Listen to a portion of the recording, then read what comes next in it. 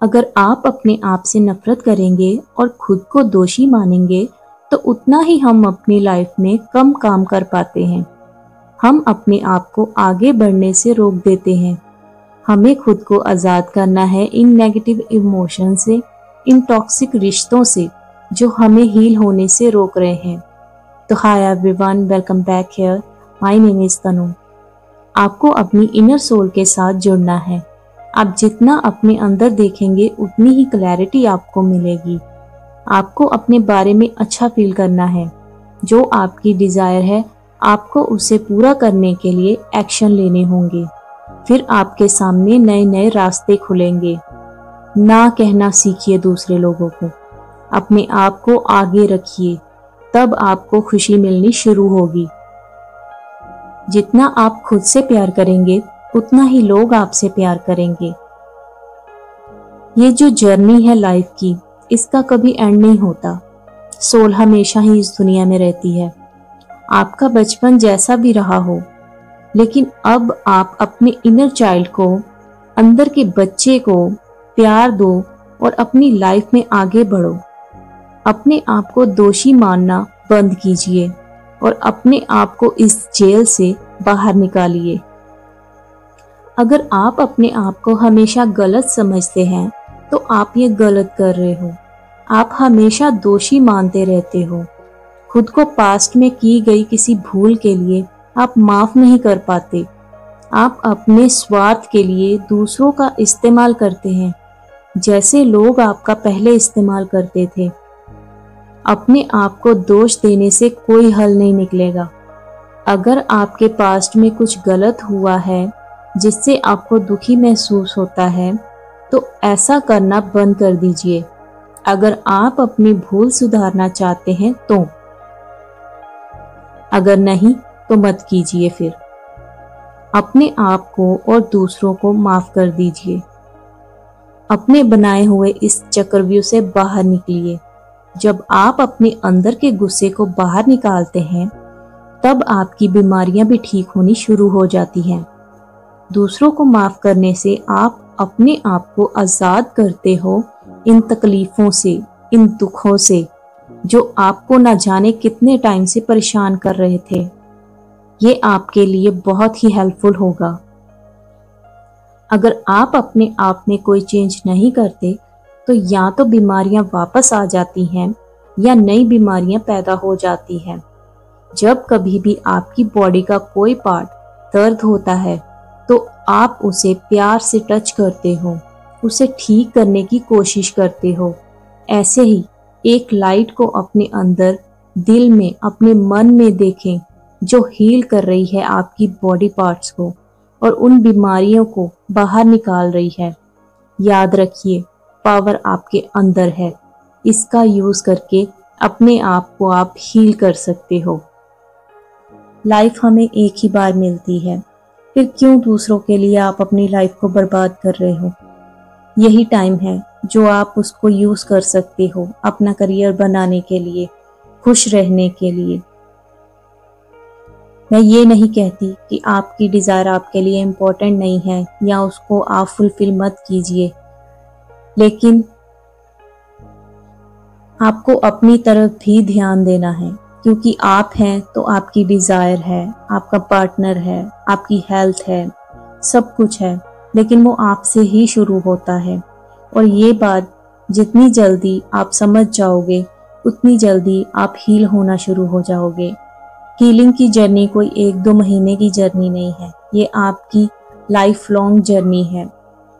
आज एक बार अगर आपने ये बातें समझ ली तो आप किसी भी रिश्ते को या अपनी लाइफ को हील कर सकते हो। किसी से भी रिवेंज मत लीजिए। आपको कुछ भी कहने की कोई ज़रूरत नहीं है, आप सिर्फ मैनिफेस्ट करो उसे।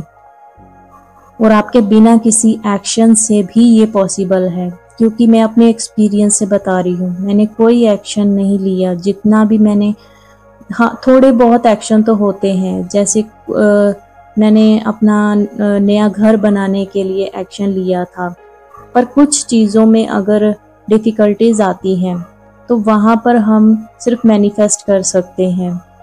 वहाँ पर मैंने कोई एक्शन नहीं लिया था तो वो अपने आप मैनिफेस्ट हो जाता है। और अगर एसपी के केस में बोलूं तो एक्शन लेने की कोई ज़रूरत नहीं है, बिना एक्शन के भी हो जाएगा। एक्शन आपको मैनिफेस्टेशन में लेना है। जो आप मैनिफेस्ट कर रहे हो अपने दिमाग से एक्शन लो, सोचो उसके लिए अच्छा अच्छा, ठीक है। और ये होगा, मैं सच में बता रही हूँ, ये होगा। क्यों रोबोटिकली करके लोग ऐसे अपने एसपी को मैनिफेस्ट कर लेते हैं? वो इसलिए करते हैं क्योंकि उनका माइंड जो है वो रीप्रोग्राम हो चुका होता है, इसलिए फिर एसपी भी वैसे ही एक्शन लेता है। आप सिर्फ मेडिटेशन कीजिए, मेडिटेशन से भी आपको मैनिफेस्टेशन ज़रूर पूरी होगी, उसके भी रिजल्ट्स मिलेंगे आपको, क्योंकि आपका शांत होना पहले बहुत ज़रूरी है। चाहे लॉ ऑफ अजम्पशन है, चाहे लॉ ऑफ अट्रैक्शन है, कुछ भी है, आपको हील होना ही पड़ेगा। वो इसलिए क्योंकि आपके जो नेगेटिव पैटर्न्स हैं उनको रिमूव करना है। अगर आप हील ही नहीं होंगे तो आप कैसे मैनिफेस्ट करोगे? फिर एक बात आप पॉजिटिव सोचोगे और दूसरी बात फिर से आप नेगेटिव सोचोगे, ऐसे तो ये चलता रहेगा।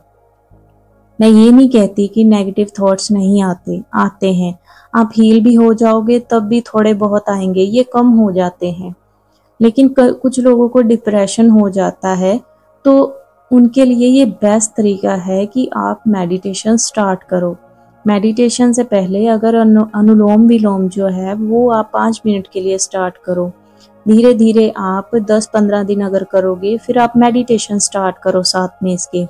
5-5 मिनट आप दे सकते हो ना, सारे दिन में इतना टाइम तो है ना आपके पास। मॉर्निंग में आप 5-10 मिनट करो और रात को सोते टाइम करो।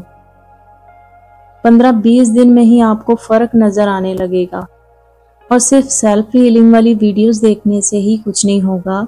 हाँ, मैनिफेस्ट तो कर लोगे आप, लेकिन आपको और भी अपने माइंड के बारे में भी नॉलेज होनी चाहिए, क्योंकि लॉ ऑफ अजम्पशन में माइंड प्रोग्राम के बारे में ही बताते हैं कि माइंड हमारा कैसे काम करता है, कैसे हम अपनी डिजायर को अपनी तरफ अट्रैक्ट करते हैं। मैं इन तीनों का यूज करती हूँ। सेल्फ हीलिंग मेरे अपने लिए होता है, मेरे खुद के लिए होता है, और अपने माइंड को अब मुझे कैसे तैयार करना है अपनी डिजायर के लिए, इसके लिए मैं लॉ ऑफ अजम्पशन यूज करती हूँ। अपने थॉट्स को पावरफुल बनाती हूँ। और लॉ ऑफ अट्रैक्शन में ये ग्रेटिट्यूड करना, स्क्रिप्टिंग करना, ये भी बहुत पावरफुल। मैं किसी भी चीज को मना नहीं कर रही कि कोई भी चीज काम नहीं करती है।